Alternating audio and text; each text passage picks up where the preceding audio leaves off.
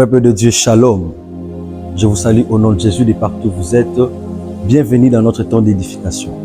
Nous sommes dans notre semaine pascale et aujourd'hui mon édification sera centrée sur la personne de Christ comme toujours.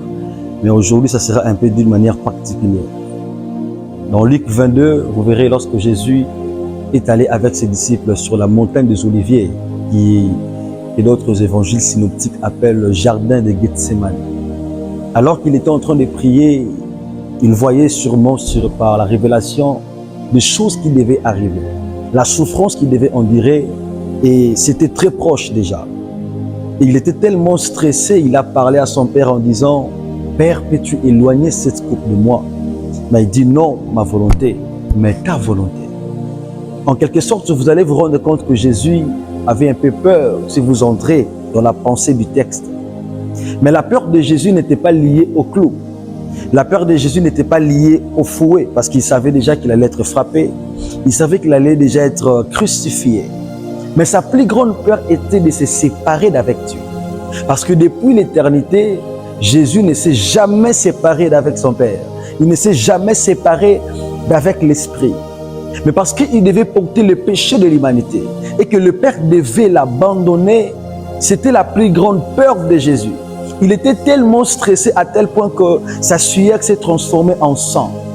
Et cette transformation de la sueur en sang, on appelle ça dans la médecine l'hématidrose. C'est une pathologie tellement rare et qui est causée par un dernier niveau de stress. Ça veut dire qu'il était tellement stressé par le fait de se séparer d'avec son Père. Jésus a connu l'hématidrose. Mais cette hématidrose que Jésus avait connue avait pour un but, c'est de changer la sueur qui était maudite au jardin en sacrifice. Parce que Dieu avait dit à l'homme, tu mangeras à la sueur de ton front. Il a fallu qu'au jardin de Gethsémani, que sa sueur soit transformée en sacrifice pour que l'homme mange par grâce. J'aimerais dire à quelqu'un, Jésus a accepté de se séparer d'avec son Père pendant quelques heures à cause de toi. Parce qu'il t'a aimé, parce qu'il t'a porté à cœur. Il n'a pas voulu que tu finisses en enfer.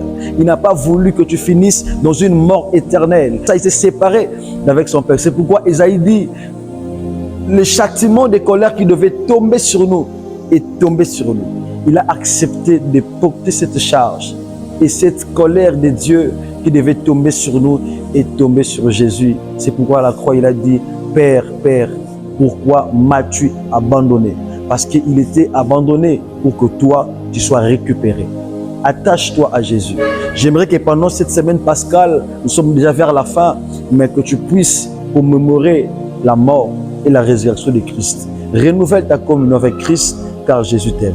Que Dieu vous bénisse abondamment.